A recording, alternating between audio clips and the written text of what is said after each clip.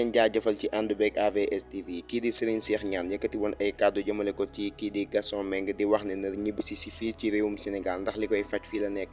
ginnaaw kàddu yooyu nag kii di Serigne Cheikh Niane dafa daal di génnaat wax ci kii di Ousmane Sonko ak maître El Hadji Diouf di wax ne kii di Ousmane Sonko nañu def ci moom la très attention ndax dafa mystique lool.